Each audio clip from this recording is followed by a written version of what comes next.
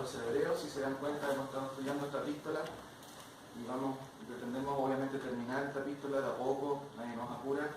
Y estamos viendo en este tema, ¿cierto?, la tercera parte, porque en el capítulo número 2 dividimos en general el capítulo 2 en 3 grandes secciones que tienen que ver con los logros de Cristo. Esta epístola habla de la superioridad de Cristo. Si alguno duda de Cristo, remedio, ¿cierto? 30 miligramos de Hebreos, ¿cierto? Hebreos es una epístola tremenda que me ayuda a recordar quién es Cristo. Ese Cristo que a veces se me olvida quién es, ¿cierto? Por razones a veces de la vida misma, las presiones, pero el autor de Hebreos está escribiendo a judíos que estaban dudando de Cristo. ¿Será Cristo verdaderamente el Mesías? Y algunos estaban abandonando. Entonces la carta es una carta de exhortación, ¿cierto?, de advertencia. No les vayan a ocurrir que abandonen a este Cristo, porque no les queda otro remedio que la perdición. ¿Cómo se les ocurre abandonar a Cristo? Eso es lo que está diciendo el autor en toda la epístola, tratando de advertir, dando argumentos, diciendo Cristo es superior. Por favor, no se les vaya a ocurrir retroceder, abandonar la fe y volverse a las ceremonias del judaísmo. Porque básicamente esta epístola está escrita, ¿cierto?, a judíos, y también seguramente habían gentiles entre medio, pero esencialmente está escrita a judíos. Y hemos visto varias cosas nosotros, y ahí están las 3 partes divididas, ¿cierto? Hemos visto la primera parte, que es del 5 al 8, la segunda parte del 9 al 13 y la tercera parte del 14 al 18 que vamos a ver hoy día. ¿Por qué el Hijo se humanizó? ¿Para qué? Evidentemente hemos estado respondiendo esta pregunta de los logros de Cristo. Resumen de la primera parte: Cristo se humanizó para restaurar al hombre, ¿de qué? A su propósito primario. Dios creó al hombre perfecto, ¿cierto? Cada vez que terminó cada creación dijo, y todo lo que vio era bueno en gran manera, ¿cierto? Y Dios dio al hombre la potestad de gobernar, ¿cierto?, la tierra, de sojuzgar la tierra, de dominar, pero eso se perdió por el pecado original. El hombre gobernará con Cristo, es la promesa que hemos visto, ¿cierto? El hombre será restaurado a su condición inicial. Eso es lo que hemos visto, y todo eso por la humanización de Cristo.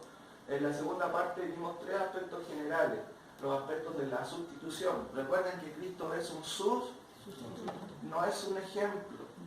Oh, qué bueno, pobre Cristo y la cruz. Pongámonos las pilas, trabajemos por el Señor.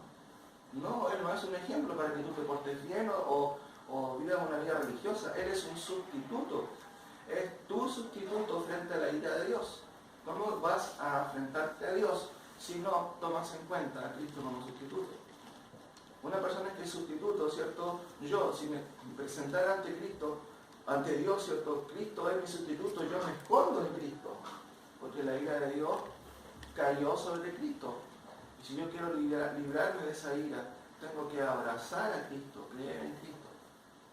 La Iglesia Católica insiste en que Cristo es un ejemplo, simplemente. Y ellos insisten en ser santos ellos mismos en sí mismos. Por eso que se habla de la imputación o la justificación infusa, como la infusión que uno toma en la mañana, o como la jeringa uno se pincha y se va colocando suerito. O sea, los católicos creen que tú te puedes colocar santidad de a poco. Y después te paras frente a Dios y le dices, ¿cómo voy Dios? ¿Voy bien? Dios, te falta un poco, dale más. Pero eso nada que ver, nada que ver. No dice eso la Biblia. Y por eso Lutero, tratando de ser santo en él mismo, cada vez más se encontraba que era un perdido, un depravado, cuando su mente volaba un poco y pensaba puras tonteras, como no somos nosotros. Buscando en él perfección, lo único que encontró es pecado y pecado y pecado, hasta que entendió que el justo por la fe en el justo va a vivir. Él entendió que el justo no iba a ser él, que el justo era Cristo. Y lo que necesitaba era simplemente confiar con toda su fuerza en el único justo. Y escondido en él, él podría, por la fe, ser salvo y ser justificado. Y ahí Lutero descansó de su peregrinación. Bueno, sumado a todo, a un montón de otras cosas que vio también en Roma. Cuando dijo, voy a ir a Roma, wow, qué lindo, qué precioso. Y encontró una perdición ahí en Roma, ¿cierto? la venta de indulgencias, la venta de huesos de Pedro. Había un montón de huesos de Pedro por todos lados, ¿cierto? Que se vendían como reliquias. Era un desastre. Entonces todas esas cosas evidentemente fueron también movidas por el Señor y ahí nació lo que es la Reforma protestante. Tres aspectos de la sustitución. Lo que tenemos, ¿cierto? El autor dice en el versículo 8 del capítulo 2, porque en cuanto le sujetó todas las cosas, nada dejó que no sea sujeto a él, al hombre está hablando, a Adán. Pero todavía no vemos que todas las cosas le sean sujetas, dice el autor, ¿cierto? Pero todavía no vemos. Es cuando la esposa le dice al esposo, pero que yo todavía no veo lo que tú me dijiste que me iba a comprar. No sé, todavía no veo, ¿cierto? Entonces, las hermanas quieren ver para, ¿cierto? Como Tomás. Ajá. Pero el versículo 9 dice, pero, contraste, vemos a aquel que fue hecho un poco menor que los ángeles, ¿cierto? Ahí hay un paralelo. Todavía no vemos que el hombre, ¿cierto?, vuelva a su constitución inicial, en donde se le entregó todo. No, lo que vemos es enfermedad, vemos muerte, pero vemos algo al presente. ¿A quién vemos? A Cristo. Por eso dice, lo que tenemos, ¿cierto?, lo que nos convenía, lo que tenemos es Cristo, lo que nos convenía, dice el versículo 10 del 2, porque convenía a aquel por cuya causa son todas las cosas y por quien todas las cosas subsisten, que habiendo de llevar a muchos hijos a la gloria, perfeccionase por aflicción al autor de salvación de ellos. Nos convenía Cristo, por supuesto. Podríamos haber tomado otro camino, pero lo que nos conviene, lo que les convenía a los creyentes ahí, era Cristo. ¿Y qué nos conviene hoy a nosotros, dígame? Cristo nos conviene, estar en Él. No hay otro mejor camino. Lo que se nos asegura, ¿cierto? Después habla de que Él va a resguardar, va a cuidar, va a santificar a los suyos, a sus hijos. Y ahora nos queda el versículo 14 al 18, y yo le voy a dar lectura, ustedes me siguen ahí con su vista. Dice, así que por cuanto los hijos participaron de carne y sangre, Él, Cristo, también participó de lo mismo, o sea, de carne y sangre, para destruir por medio de la muerte al que tenía el imperio de la muerte, esto es al diablo, y librar a todos los que por el temor de la muerte estaban durante toda la vida sujetos a servidumbre, porque ciertamente no socorrió a los ángeles, sino que socorrió a la descendencia de Abraham, por lo cual debía ser en todo semejante a sus hermanos, para venir a ser misericordioso y fiel sumo sacerdote en lo que Dios se refiere, para expiar los pecados del pueblo. Pues en cuanto él mismo padeció siendo tentado, es poderoso para socorrer a los que son tentados. ¿Qué enseña este pasaje, hermano? Enseña a lo menos 3 o 2 grandes verdades que vamos a ver esta mañana. ¿Por qué se humanizó Cristo, cierto? ¿Para quién? Los logros de Cristo, tercera parte, ¿cierto? Vemos que Cristo baja desde los cielos, ¿cierto? Cumple su obra, que es la cruz, ¿cierto? Y notamos que en ese proceso en que vivió Cristo en la tierra, la Biblia lo declara como santo, justo y ¿qué más? Sin pecado.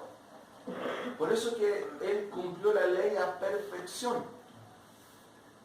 ¿Usted la puede cumplir? No. Usted se levanta y ya está pecando. Yo me levanto y ya estoy pecando. Pero hubo alguien que la cumplió a cabalidad. Es Cristo, ¿cierto? Ahora, lo que hemos visto es que Cristo se humanizó para restaurar al hombre, ¿cierto?, a su condición inicial. Todavía no hemos visto eso. Pero nosotros hemos visto algo ya, hemos degustado de algo, que es la regeneración. Que Dios me dio un corazón nuevo para que yo ame su palabra. ¿Cómo es posible que ustedes estén aquí y no estén en otro lado? En la mayoría de los casos porque usted recibió un corazón nuevo y ama la palabra. No tienen que obligarle, nadie está aquí con coerción, ¿cierto? O que le obligaron a ir al culto. Cuando mi papá era pastor, yo era más chico, quizás un par de veces me vi en coacción, estando en el culto. Ustedes van a ir al culto, ¿no? ¿cierto? Y teníamos que estar ahí. Pero gracias al Señor que fue así, porque a través de su palabra, escuchándola tantas veces, Dios abrió nuestro corazón. Y en su momento la palabra fue maravillosa, ¿cierto? Pero, como les digo, Cristo se humanizó para restaurar al hombre, y segundo, Cristo se humanizó para ser nuestro sustituto, no, insisto, no nuestro ejemplo, no un ejemplo a seguir. Oh, qué bueno, portémonos bien porque Cristo, no, pongámonos las pilas. No. Cristo es más que un ejemplo, es un sustituto. Y mi sustituto es su sustituto y el sustituto de cualquiera que crea en él. Cualquiera puede, ¿cierto? En cierto sentido, ir a Cristo para que Él sea su sustituto frente a la justicia de Dios. Ahora, esto es lo que vamos a ver ahora. Cristo después resucitó, mis queridos hermanos. No solamente quedó en la tumba, resucitó y ahora está a la diestra del Padre. Claramente hemos visto eso en los primeros capítulos. Entonces, Cristo se identificó con la humanidad, pero aquí tenemos dos preguntas que quiero yo que estudiemos esta mañana, que es el versículo 14 y el versículo 15, y el versículo 17 y 18 complementan un poco esta situación. ¿Cristo murió resucitó para destruir al diablo? ¿Qué creen ustedes? Vamos a ver eso ahora esta mañana. Y segundo, ¿Cristo murió resucitó para librar a todos? Son preguntas que merecen una respuesta, sí o no, o quizás. Por ejemplo, fíjense en el versículo 14. Así que, por cuanto los hijos participaron de carne y sangre, Él también participó de lo mismo. ¿Qué quiere decir esta frase, mis queridos hermanos? ¿Saben que esta es otra manera de expresar lo que Pablo dice en Filipenses capítulo 2? Que Él siendo, ¿cierto? Siendo Dios, ¿cierto? O siendo ser igual a Dios, no escatimó, pero igual, sino que se humilló, ¿cierto? Hasta la muerte, ¿cierto? Hasta la muerte de cruz, ¿cierto? Pero también dice que tomó forma de hombre. El autor de Dios dice así que por cuanto los hijos participaron de carne y sangre, bueno, Él también participó de lo mismo. Cristo se humanizó, tomó algo que no era propio de Él. La palabra participó, hay dos veces que se menciona la palabra participó. La primera es koinonia. ¿Han escuchado esa palabra? Vamos a tener una koinonia, ¿cierto? Es un árabe, ¿cierto? Una comida, una celebración que habla de la comunión. El autor dice así que por cuanto los hijos participaron koinonia de carne y sangre, Él también, y aquí usa otra palabra, metejo, que no tiene nada que ver con koinonia. Y la idea es que Él asumió algo que no era de Él. Él fue partícipe de algo que nada tenía que ver. ¿De qué fue partícipe? De la naturaleza inferior. Él asumió la naturaleza que no era de Él. ¿Qué naturaleza? La humana. ¿Me entiendes? Él viene bajando el escalafón, es como los ascensores, ahí vienen los ángeles. No, Él siguió bajando y asumió una naturaleza inferior, nuestra naturaleza. Entonces, básicamente cuando Cristo se dice que Él es un sustituto legal, porque Él asumió y fue el representante de nosotros de manera total. No fue ajeno a nuestros dolores. Dice la Escritura que Él, ¿cierto?, tomó forma de hombre, nació de una virgen. Juan 11:35 dice que lloró. Él oraba como todo hombre, ¿cierto? Sufrió tentaciones, pero sin pecado, recalca la Biblia.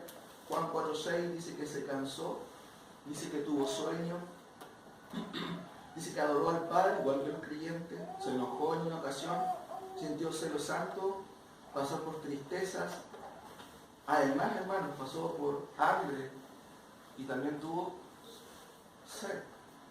¿Qué nos revelan todas estas características de Cristo? Muy bien, que Él fue 100% hombre. Entonces, en esa condición Él asumió claramente el papel de hombre y murió como hombre. Murió como hombre.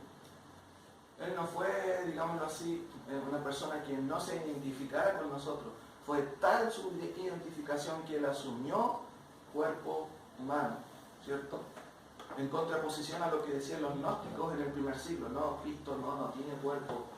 Él tomó una forma nomás momentánea. Porque los gnósticos negaban que Cristo, ¿cierto? O el Cristo divino había asumido un cuerpo humano. Y claramente la Biblia lo enseña, aquí el autor también lo repite, ¿cierto? O sea, la primera frase, así que por cuanto los hijos participaron de carne y sangre, él también participó de algo que nada tenía que ver. ¿Para qué cosa? Miren, para destruir por medio de la muerte. ¿Qué dice su Biblia? ¿Cuál es la acción aquí, mis queridos hermanos? Que tenía el imperio. Sí, tenía el imperio, pero ¿cuál es la acción que hacen? El para. Ese es el verbo, para destruir. ¿Cuál es el complemento ahí directo? ¿Para destruir a qué? Al imperio, pero lea bien su Biblia. Para destruir. Al imperio de la muerte. No, lea bien. Para destruir al que tenía. ¿Quién es el objeto directo ahí? Bueno, antes de la muerte de Cristo, Satanás tenía, digamos, la muerte, digamos, de su parte. Sin embargo, cuando Jesús muere por cada uno de nosotros, Él destruye el poder de la muerte que tenía Satanás. Y por lo tanto, ahora Él con la resurrección permite que los hombres en Cristo y mujeres en Cristo puedan resucitar. Hermanos, se acaba de terminar. Porque hermano ya no nos está respuesta. Bueno, muy bien, hermano Hans. Pero vamos a ver que todos entendamos esta frase. Muy bien, hermano Hans, muy bien. Pero notemos algo que a mí me llama la atención. Primero, la palabra destruir viene de la palabra griega katargeo, que significa reducir a la impotencia. ¿Cierto? Reducir a la impotencia. ¿Cómo podríamos reducir la impotencia de un motor, por ejemplo? Echándole agua. Echándole agua o fundiéndolo, ¿cierto? Pero aquí en la Biblia dice que Cristo, cuando dice destruyó, la palabra destruir no es literalmente destruir, sino reducir a la impotencia, ¿cierto? Reducir a la impotencia. Ahora, ¿qué es reducir a la impotencia? ¿Una persona o un poder? Díganme ustedes. Un poder. Porque miren lo que dice el versículo. Así por cuanto los hijos participaron de carne y sangre, él también participó de lo mismo para destruir por medio de la muerte al que tenía el imperio de la muerte. ¿Qué está destruyendo? Lean bien. Al que tenía. ¿A quién se está refiriendo? Entonces, ¿qué está destruyendo? ¿Un poder o una persona?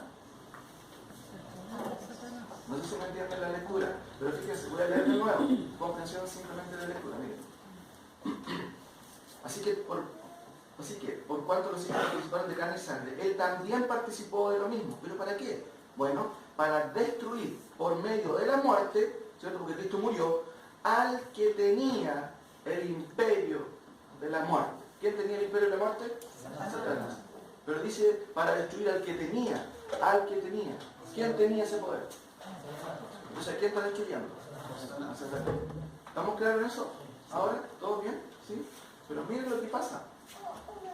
Veamos algunos detalles. Para destruir por medio de la muerte al que tenía el imperio de la muerte. Claramente el objetivo directo de destruir aquí es al que tenía. Eso se refiere a una persona, no a un poder. Pero si leemos en la Biblia de las Américas, fíjense, para anular, ya cambia, ¿cierto? Mediante la muerte, el poder de a quién. ¿Qué dice esta versión que destruye? Que destruye el poder. La versión que ustedes tienen dice que destruye a quién? Al que tenía. ¿Se refiere a qué? A la Satanás. Por eso te estoy preguntando, ¿a quién se está destruyendo? ¿A Satanás o al poder de Satanás? Hay una línea dentro de los creyentes, ¿cierto?, que se llama amilenarismo, que dice que Satanás fue destruido totalmente cuando Cristo vino en la primera venida y ahora está amarrado. Porque Apocalipsis dice que un ángel lo amarró por ¿cuánto?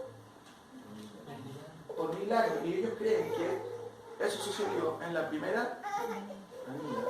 Y por eso ellos creen que ahora estamos en el milenio. Lo estamos viendo y comparando algunas versiones. La última versión dice lo siguiente, NBI.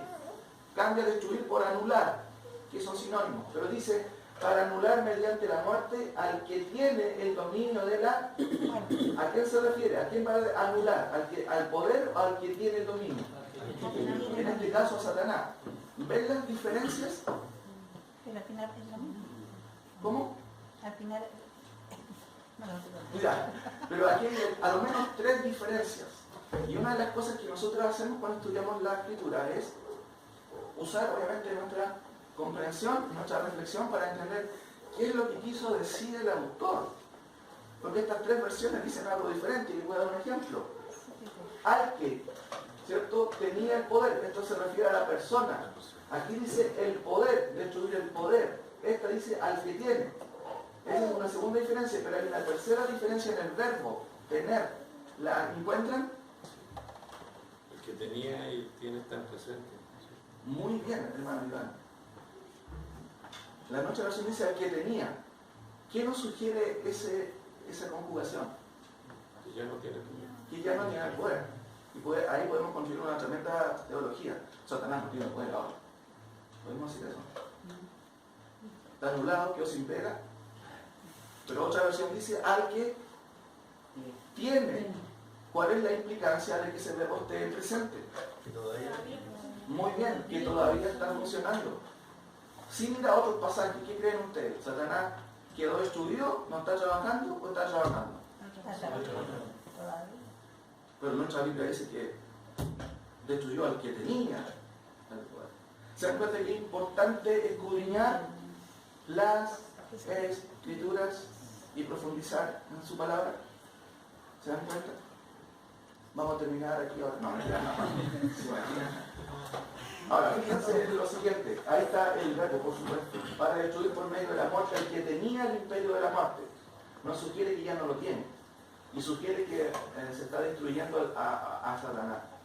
Pero parece que Satanás no está nada destruido. Vamos a verlo después. Acá, ¿cierto? Al que tenía y aquí al que tiene. ¿Cuál será la verdad? ¿O cuál es la idea del autor de Hebreo? Díganme ustedes. Y aquí, ¿cierto? Hermano Carlos quizás nos ayudó, nos dijo más o menos la idea. Ahora yo les voy a explicar el por qué.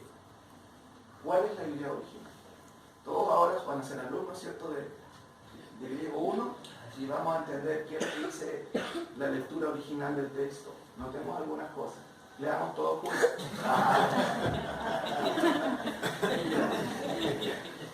Palabra por palabra, mi querido hermano. Aquí vamos a poner palabra por palabra, que eso es importante.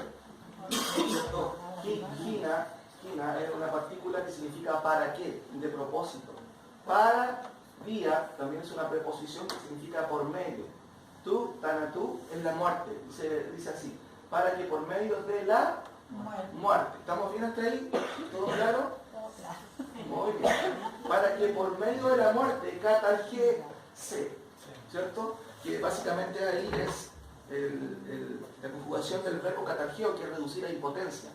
Para que por medio de la muerte redujese a impotencia, tonto kratos, ¿qué dice significa eso? La al poder.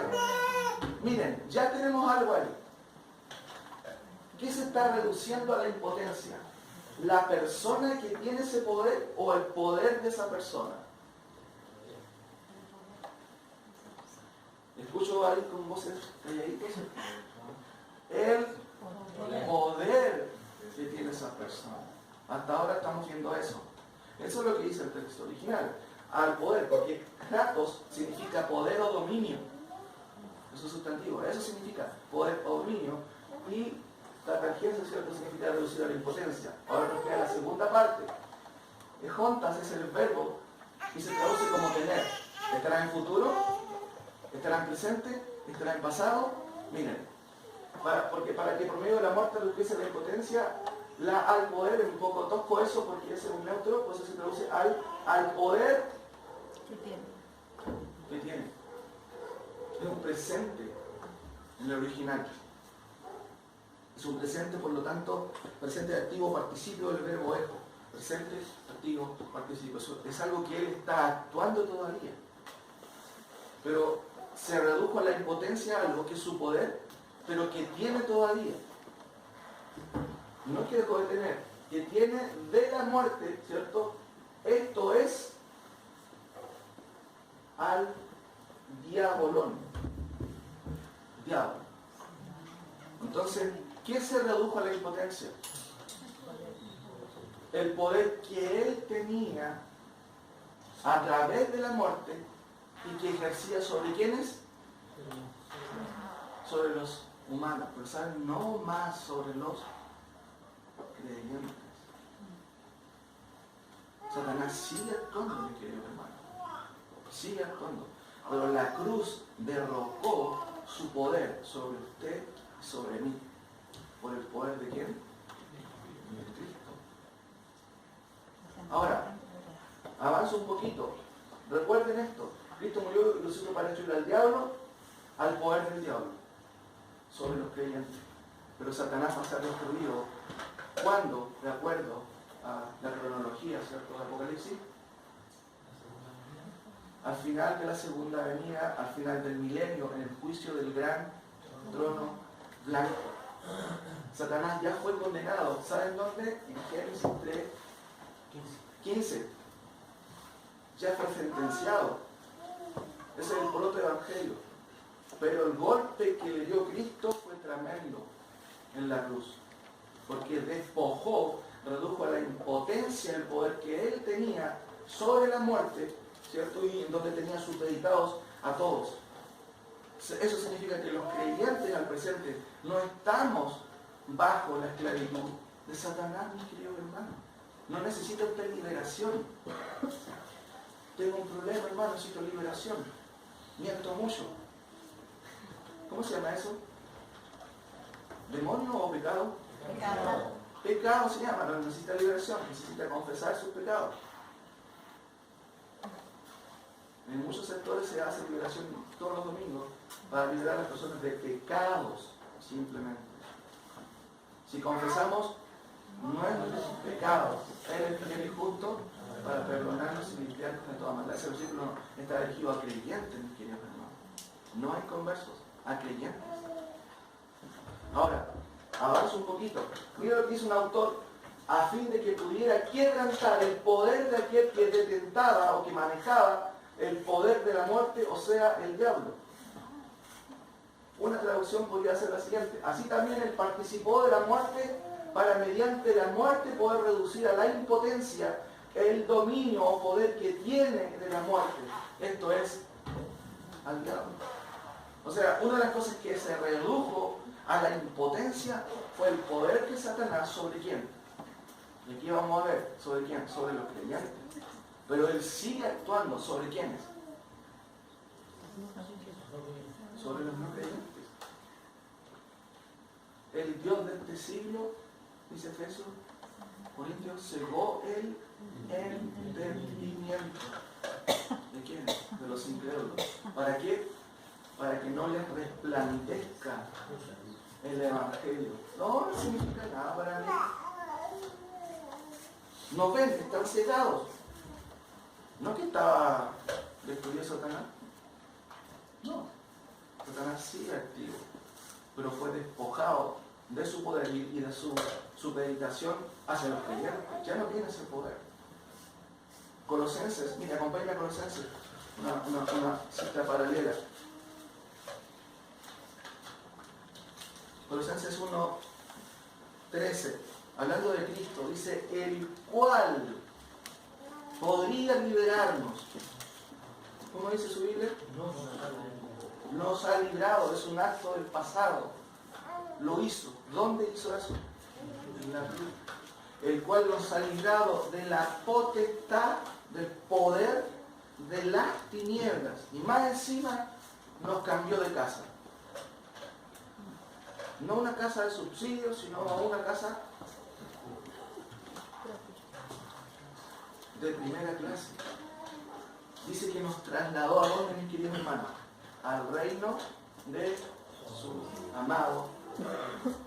¿Usted cree que Dios se permitirá compartir su trono? con Satanás? No, mi querido hermano, el cual nos ha librado de la potestad de las tinieblas. Ahora, segunda cosa, Cristo murió y resucitó para librar a todos. ¿Cómo dice nuestra Biblia? Vamos ahí, volvamos ahí. No quiero que desconfíen de la versión, esta es muy buena versión por si acaso, ¿no? Pero recuerden que todas las versiones son traducciones. Es una excelente. Por eso se dice la reina de las reinas, Reina Valera. ¿Entiendes? Pero no tengo idea por qué tradujo tenía si el verbo está en el presente. Pastor, disculpe que lo diga del tema, pero yo me he dado cuenta que muchas iglesias hoy día, nuestras también de la corporación, que están usando la versión popular. Me he dado cuenta de varias que están leyendo otras versiones y no la Reina Valera. Entonces yo no sé si están más distorsionadas las otras versiones que nosotros seguimos con la Reina Valera. Era solamente un paréntesis. Sí, sí. Bueno, hay versiones y versiones. Ya vamos a tener un seminario de versiones. En el discipulado vamos a ver cuáles son las diferencias también a lo mejor de las versiones. ¿En qué debe fijarse usted cuando compra una Biblia? Por ejemplo, en que sea bien colorida, que tenga una rosita. No se fije en eso no importa, hermano. Lo importante es bajo qué método de traducción se tradujo. Hay dos formas, equivalencia dinámica y equivalencia formal. Generalmente en la equivalencia dinámica reinterpretan el texto. Usted está leyendo una reinterpretación de un equipo de traducción. Pero en otras versiones, como Reina Valera, lo que hace es tratar de traducir palabra por palabra. Quiere preservar el significado original. Y muchas veces no son perfectas porque también en su momento fueron escritas, ¿cierto?, con una intención casi la Reina, no es que él tuvo una intención herética al traducir algunas palabras en otros verbos, no hay que pensar en eso, ¿me entiendes? Pero la versión popular, me acuerdo, no sé si hace años, mi hermano Michael Bluta hizo una crítica de las versiones, y él hizo una crítica muy fuerte de la diosa hablador, me parece, que tenía muchas distorsiones. La NBI también es muy usada en otras iglesias, no sé si lo conocen esa versión.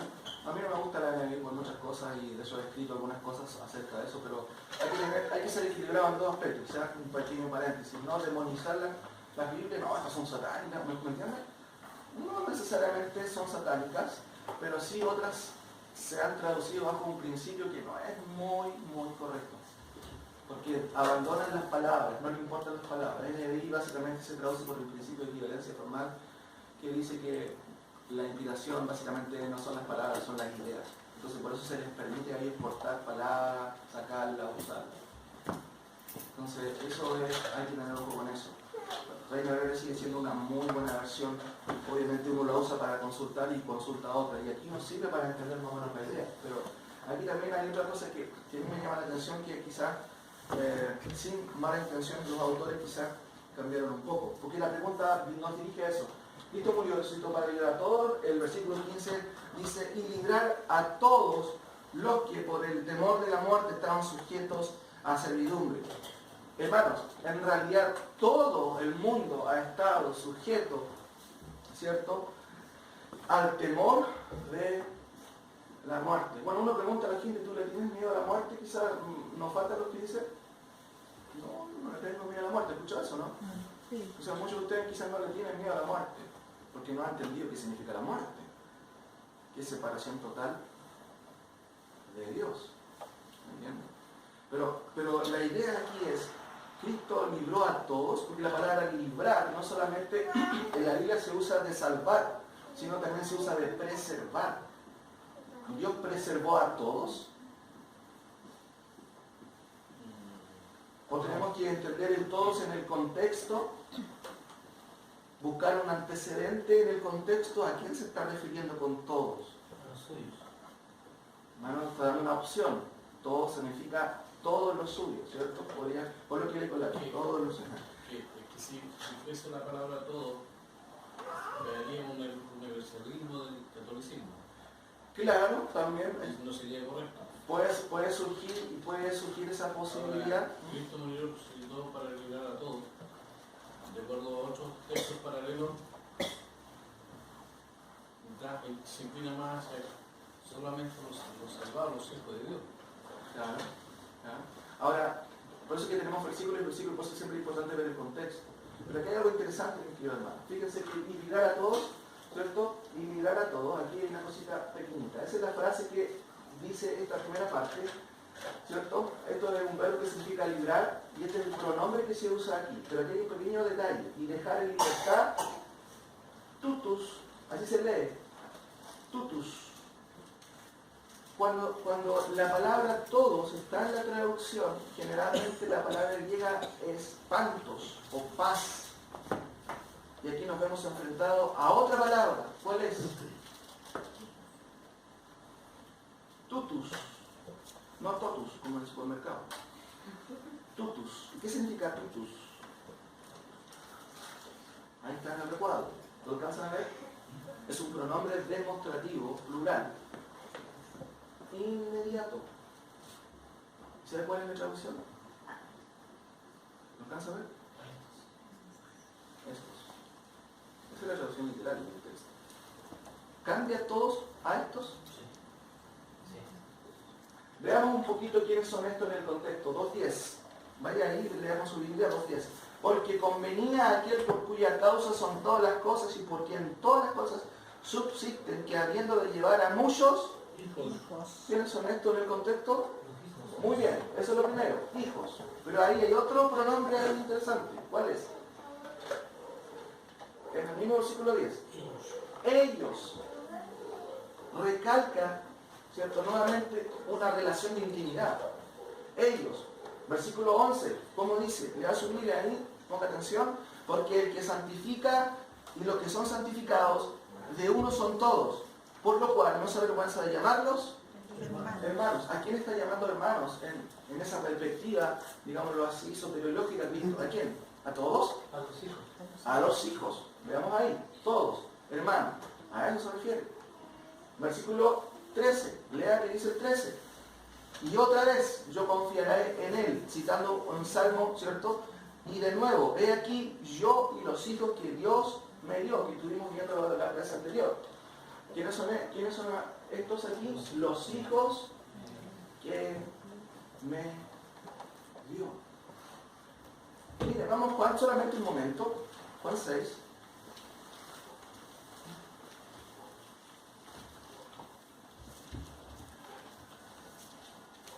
¿Ha escuchado la frase que al que ni viene? ¿Qué dice la segunda parte? Yo no le he hecho fuera. ¿Es cierto eso o no? ¿Es verdad? Sí, pero muchas veces lo escuchamos fuera de su contexto. Mire, veamos por ejemplo el versículo 35 en adelante. Jesús dijo, yo soy el pan de vida, el que a mí viene nunca tendrá hambre y el que en mí cree no tendrá sed jamás. Mas os he dicho que aunque me habéis visto, no creéis. Está hablándole ahí a judíos también. Todo lo que el Padre me da, ¿qué va a pasar con él? ¿Saben qué? Uno podría traducirlo. Todo lo que el Padre me da va a venir sí o sí. Tarde o temprano va a venir a mí. Y al que a mí viene, ¿a quién se refiere eso? A los enviados por el Padre. A los que el Padre me dio. Al Hijo. Y al que a mí viene, ese yo no le echo fuera. Cuando estuvimos viendo la vez pasada, ¿cierto? De la gran oración sacerdotal, no mencionamos ese versículo, pero claramente cuando el Señor habla ahí y Él dice, lo que el Padre me dio, ¿cierto? Vendrán a mí y yo no les echo fuera. Cada vez que alguien viene a Cristo, no es porque Dios se le escapó, mis queridos hermanos. ¿Vas tú quién eres? No estabas en la lista, no sé. No. Cada vez que una persona llega a los pies de Cristo es porque es arrastrado por el Señor. De hecho, en el contexto de Juan 6, donde estuvimos, hay un pasaje muy interesante. En ese mismo contexto, Jesucristo es el que está hablando y Él va a decir algo tan que retumba a algunos oídos. 41 dice, murmuraban entonces de él los judíos porque había dicho, yo soy el pan que descendió del cielo. Y decían, pero si lo conocemos, Jesús es un carpintero, trabaja la vuelta. ¿Cómo va a ser el pan que descendió del cielo? Jesús respondió y les dijo, No murmuréis entre vosotros. Y fíjense lo que dice el 44. Ninguno. ¿Qué significa ninguno? Nada. Nadie puede venir a mí. ¿Cuántos pueden ir a Cristo? Pero aquí está un sí condicional, ¿cierto? Si el Padre que me envió no le trajere, y yo lo resucitaré en el día postrero. ¿Cuántos pueden ir a Cristo? Nadie. A menos que el Padre los arrastre, porque eso significa la palabra ahí, atraer. En el original, arrastrar a algo. No hay que entender como coacción de parte de Dios. Dios no es que me obligue, ya, anda. No, no es eso. Dios lo que hace es que yo quiera. ¿Cómo? Dándome un corazón nuevo. Yo quiero ir a la iglesia. Yo quiero leer su palabra. Yo quiero escuchar la palabra del Señor. Yo quiero Otra vez tengo que ir a la iglesia. Otra vez tengo que leer. No quiero. ¿Se dan cuenta de la gran diferencia cuando Dios hace un cambio radical en uno? Dios no me obliga. Dios hace que yo quiera, dándome un corazón no más de piedra, sino de carne. ¿Me entienden? Ahora, volvamos un poquito a Hebreos, en el capítulo que estamos. Estamos estudiando ahí. Versículo 14. ¿Quiénes son? Dice el versículo, así que por cuanto los hijos, ¿cierto? Ahí, otra vez, los hijos dados. Versículo 15. Así que, y librar a todos los que por el temor de la muerte estaban, ¿cierto?, sujetos a servidumbre. ¿Quiénes son ahí entonces? Ya entendemos que es un pronombre demostrativo inmediato, no remoto. Un pronombre remoto es decir aquellos, pero inmediato es estos. ¿Entienden? El original dice estos. Ahora, 16. Aquí hay otra frase que describe a este grupo. ¿Cuál es? ¿Quieren que ustedes, mis hermanos? A la descendencia de Adán. A la descendencia de Adán. Y la pregunta es, ¿quiénes son los descendientes de Abraham? Los hebreos. Quedamos fuera, hermana Sofía. los gentiles. Y los gentiles. Los que hemos creído por fe en Jesús. Pero dice la descendencia de Abraham. Recordemos que la carta está dirigida a los israelitas. ¿Ya? Es interesante la escritura. Es interesante, ¿cierto? Nos hace jugada. Es importante. ¿Pero quiénes son los descendientes de Abraham? En términos generales son los lógicamente. Pero dice, leo acá, porque ciertamente no socorrió a los ángeles, sino que socorrió a la descendencia de Abraham. Dios vio que su creación toda cayó en pecado, pero no fue salvar a los ángeles. Dice el texto. ¿Pudo haberlo hecho? Sí. ¿Era mejor que nosotros? Sí. Pero Él quiso socorrer a usted, a mí. Porque cada uno de ustedes es un israelita. ¿Sabía usted eso, no? Mire, vamos a ver aquí. Dice, esa es la doctrina del objetivo de Jehová. Dice, sino que socorrió a la descendencia de Abraham, por lo cual debía ser en todo semejante a sus hermanos, para venir a ser misericordioso, fiel sumo sacerdote, en lo que a Dios se refiere, para expiar los pecados del pueblo. ¿Cierto? Pues en cuanto él mismo padeció ser tentado y poderoso para socorrer a los que son tentados. Eso lo vamos a ver al final. Pero acompáñenme por favor un poquito a Gálatas, capítulo 3. Gálatas.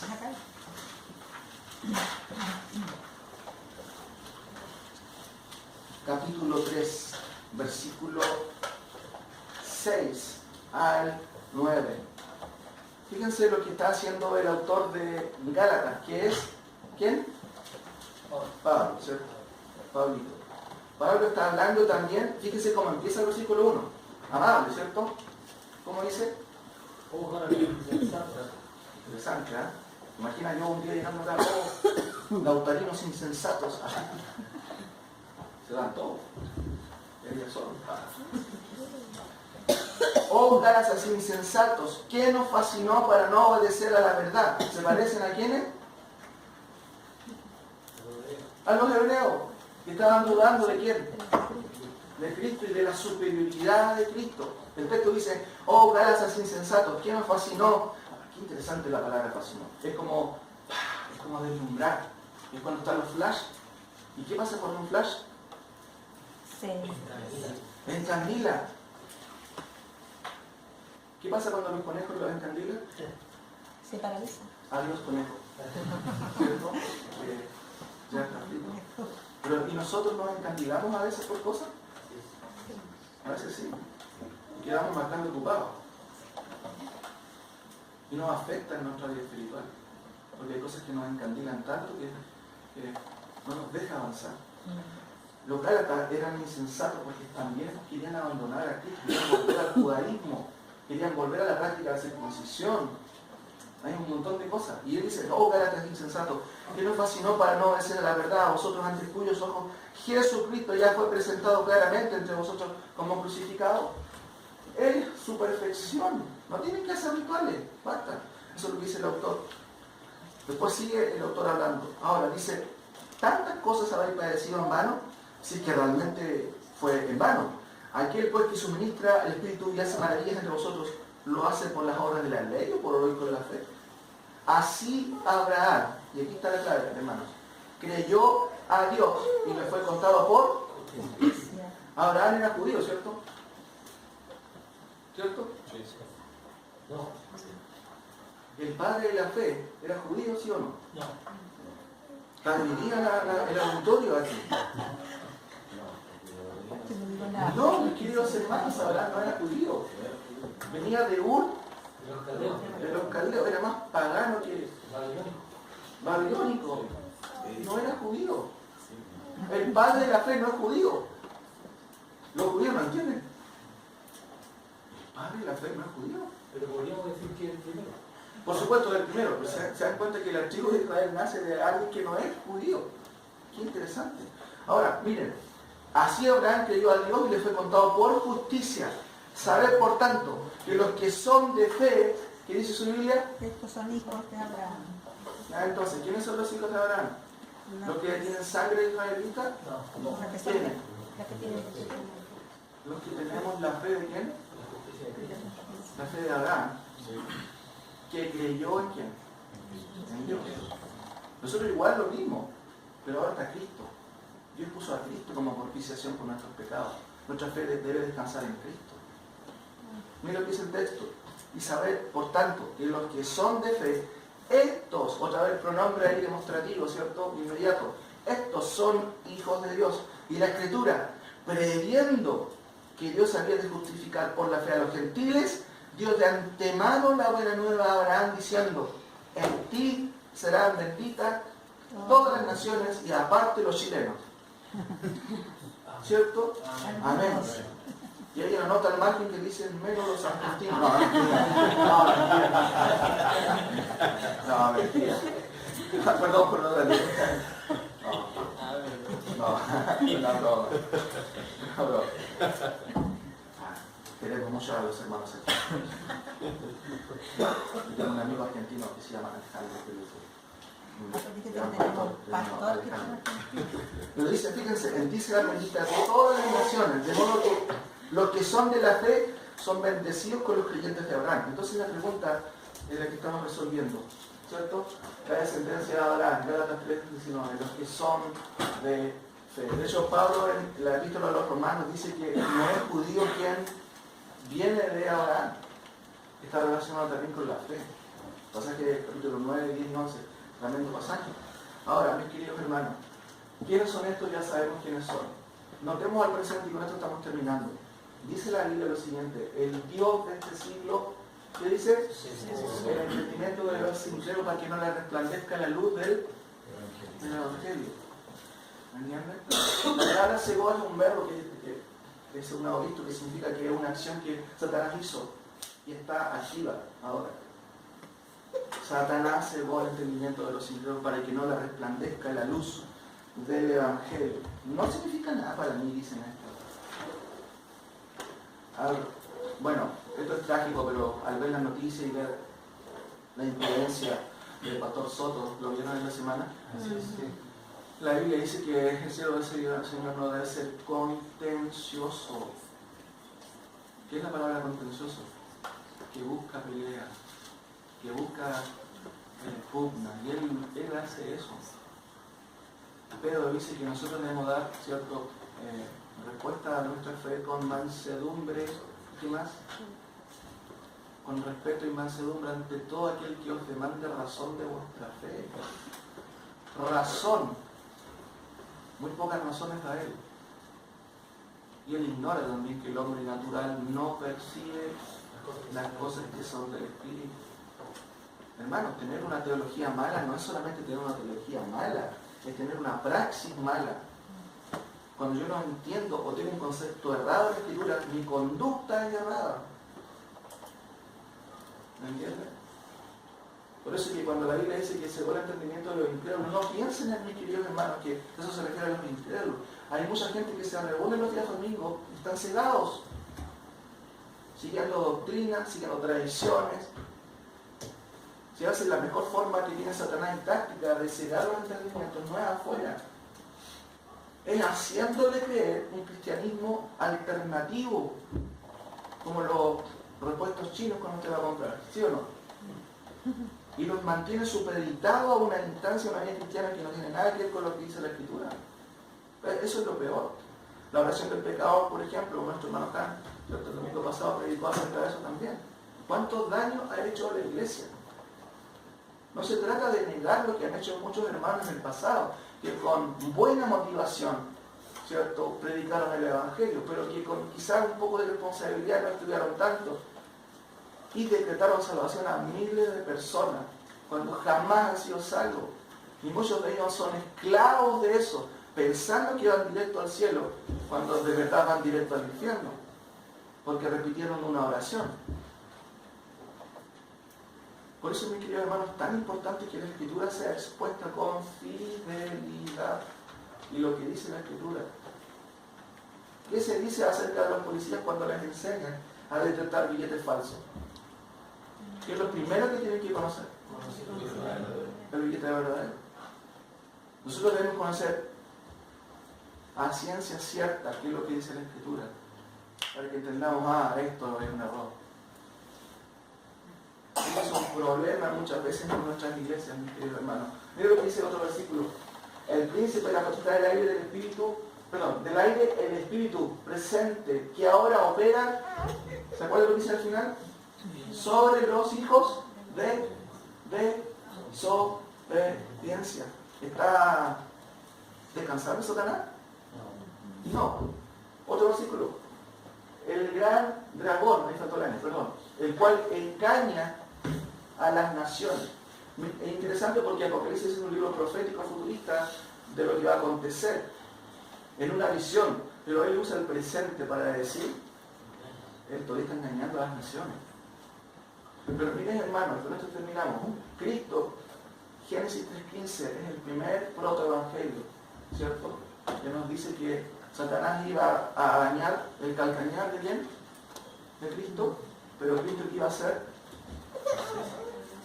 Dar un golpe mortal, ¿dónde? En la cabeza. Fue anunciado su destrucción y para los hijos de Dios, para los hijos de Dios al presente, ¿cierto? Cristo redujo a la impotencia el poder del diablo. Así que no digan, hermanos, que Sabanás me engañó esta mañana y no pude ir a la iglesia. No, esa es flojera, simplemente. No hay interés. O si te miente, un espíritu de mentira está rodando mi casa. No, eso se llama pecado, simplemente. ¿Por qué? Porque Dios redujo a la impotencia el poder que Satanás tenía sobre sus elegidos, sobre sus hijos. Por eso que la Biblia dice que pero ahora digo, andad en el Espíritu.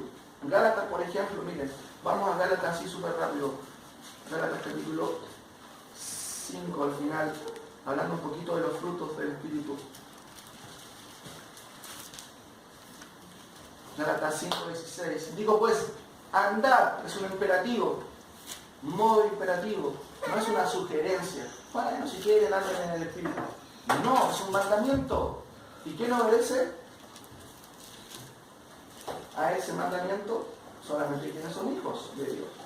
Yo no puedo mandar a otros hijos de otros padres porque no son mis hijos. Dice el texto, digo pues andar en el Espíritu y no satisfacer los deseos de la carne.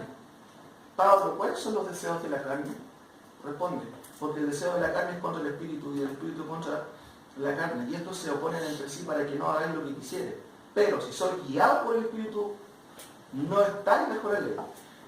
Y manifiestas son las obras de la carne, que son, y ahí está la lista: adulterio, fornicación, inmundicia, lascivia, idolatría, hechicerías, enemistades, pleitos, celos, iras, contiendas, disensiones, herejías, envidias, homicidios, borracheras, orgías y cosas semejantes a estas, acerca de las cuales os amonesto, como ya os lo he dicho antes, que los que practican tales cosas, ¿cómo dice su Biblia? Simple, no heredarán el reino. Más, ¿cierto? Esa frase es una partícula, ¿cierto? Totalmente ahí antagónica a lo que se ha dicho antes, comparativa, adversativa, más el fruto del Espíritu. Mire qué interesante. El fruto, hermano, cuando usted planta una semilla, se da el otro día, ¿cierto? Necesita un proceso, ¿cierto? De germinación. Uno pasa desapercibido esto, pero el fruto es la consecuencia de anidar la semilla, de cuidarla, de regarla y protegerla para que finalmente dé ¿qué cosa? Un fruto. No se trata de que usted va caminando por la guía, oh, caí en pecado. No sé si me entiende. No. Uno anida ese pecado en el corazón, lo acaricia, lo guarda, no lo comenta, le coloca clara ese lugar. Ah, no, mentira. Para que nadie vea ni qué andanza anda uno. Porque uno quiere cuidar eso. El texto dice, más el fruto del Espíritu es amor, gozo, paz. Mire la palabrita que interesante. Paciencia, ¿cierto? Benignidad, bondad, fe, mansedumbre, templanza. Contra tales cosas no hay ley. Y mire lo que dice el 24. Pero los que son de Cristo, levanten la mano, ¿quiénes son de Cristo? ¿Son de Cristo todos aquí? Amén. ¿Cierto? Los que son de Cristo, ¿qué han hecho? Han crucificado la carne con sus pasiones y... ¿Qué significa crucificar?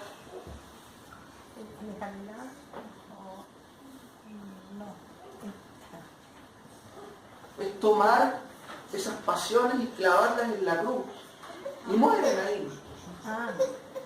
Crucificar. Sin embargo, existe un vestigio en nosotros que tiene que ver con la carne, pero en los creyentes hay un poder, no en nosotros mismos, mis queridos hermanos, sino en Cristo, de poder superar estas situaciones.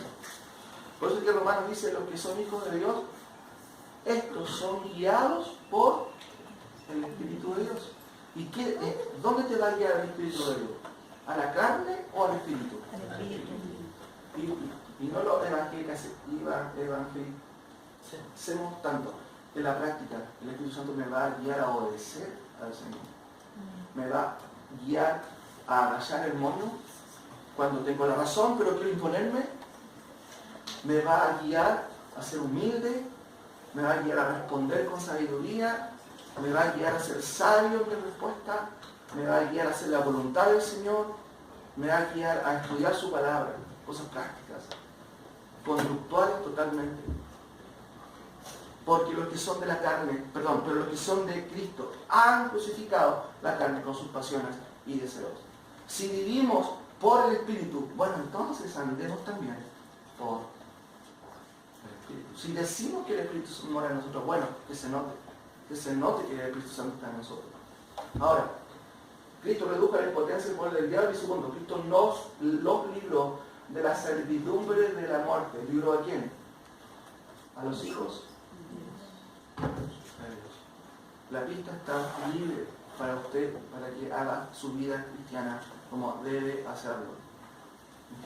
¿Saben por qué? Porque la vida cristiana no está basada en muletas, sino en el poder de ¿quién? De Cristo. Tenemos el poder de Cristo para seguir adelante, para obedecer su palabra. Conclusiones. Cristo asumió algo que no le era propio. ¿Qué cosa? Él no era hombre, pero lo asumió por amor a nosotros. Cuesta pensar eso.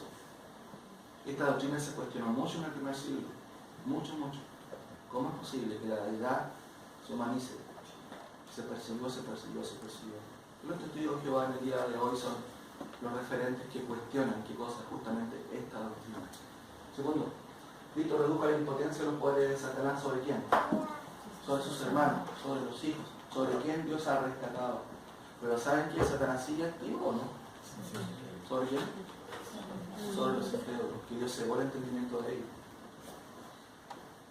El otro día estaba viendo un video acerca de, bueno, vi el video del pastor Soto, lamentable, pero hace un tiempo atrás, en el programa de Copano, creo que se llamaba este periodista, en el programa del 13, como ustedes no lo entero, entonces no saben.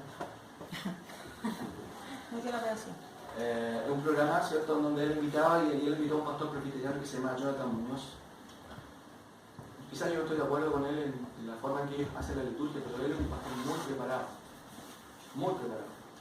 Y en ese panel estaba Toyota. Si ustedes lo pueden ver. Y uno se pregunta, ¿por qué la televisión no lleva pastores preparados? Y también es un juego. Llevar a este tipo de personas para hacer más popular, ¿cierto?, todo lo que tiene que ver con esta agenda inmoral del LGBT y poner en vergüenza a quién, a un grupo de evangélicos o a todos. ¿Entiendes? Por eso es importante que nosotros estemos preparados, mis queridos hermanos, preparados en todos los sentidos para responder con mansedumbre y respeto ante todo aquel que os demande razón de vuestra fe. ¿Nuestra fe está basada en razones o en emociones? En razones, mis queridos hermanos. No está ajena a la emoción. Es una emoción santa. ¿Entienden? Ahora, tercero, Cristo libró a estos. ¿Quiénes son estos? Los hijos de Dios. De la esclavitud, del miedo y de la muerte. Sin duda, quizás a veces uno puede tener miedo a cómo va a morir, pero ya no tenemos miedo porque vamos a estar presentes con Cristo. ¿Sí o no? Cuarto, Cristo cumplió totalmente la condición de representación y aplacó la ira de Dios por sus hermanos. Él se hizo 100% hombre. Por eso que al final del versículo de Hebreos, mire lo que dice, en el capítulo 12. Por lo cual debía ser en todo semejante a sus hermanos. Semejante es la palabra homoiousios. ¿Se acuerdan que la hemos estudiado? Y no significa igual. Él no fue igual, fue semejante a los hombres, pero asumió 100% la condición humana. Debía ser semejante a sus hermanos para venir a ser misericordioso y fiel sumo sacerdote. ¿Qué es sumo sacerdote? Alguien que aboga por alguien. ¿Quién abogó por mí y por usted? Cristo. Por eso que el autor de Hebreos dice que él no es simplemente un sacerdote, es sumo sacerdote. La palabra sumo significa máximo sacerdote. Somos sacerdotes, ¿cierto? En lo que a Dios se refiere, para expiar los pecados ¿de quién? ¿De todos? No. Otra vez se limita al pueblo, ¿cierto? Ahí los judíos entendían eso. Pues en cuanto él mismo padeció, por supuesto, sufrió, lloró, siendo tentado, es poderoso para socorrer a los que son tentados. Y esto nos lleva a la última conclusión. Cristo hoy es eficaz para quienes le piden. Y la pregunta, mis queridos hermanos, ¿quién puede pedir socorro a Cristo? Los hijos. Todos. Porque usted sabe quiénes son los elegidos de Dios. ¿Alguien tiene una lista? No. No, mis queridos hermanos. Todos pueden acercarse. Sí. Para nosotros, evidentemente, es el socorro. Pero toda persona de cualquier tribu, lengua o nación puede acercarse. ¿A quién? A Dios. ¿Sabemos quiénes se van a acercar a Dios? ¿Quién? Sabemos que Dios ha escogido. Pero el llamado, mis hermanos, es para todos. Entendemos que Él muere, sus beneficios para con nosotros son tremendos, como lo hemos visto esta mañana. Pero Él puede socorrer a cualquiera. Por eso cuando usted tiene un familiar que está sufriendo, cualquier persona, ¿qué le dice usted? No, tú no puedes, no sé si eres elegido. No podemos hacer eso, hermano. Eso sería una noción del hipercalvinismo. ¿No? Nosotros debemos presentar el Evangelio al pueblo. Tú eres un pecador y necesitas de Cristo. Y Cristo te ofrece salvación. Cristo te ofrece que te acerques a Él. Hazlo. No pierdas el tiempo. Hazle. Por el máximo.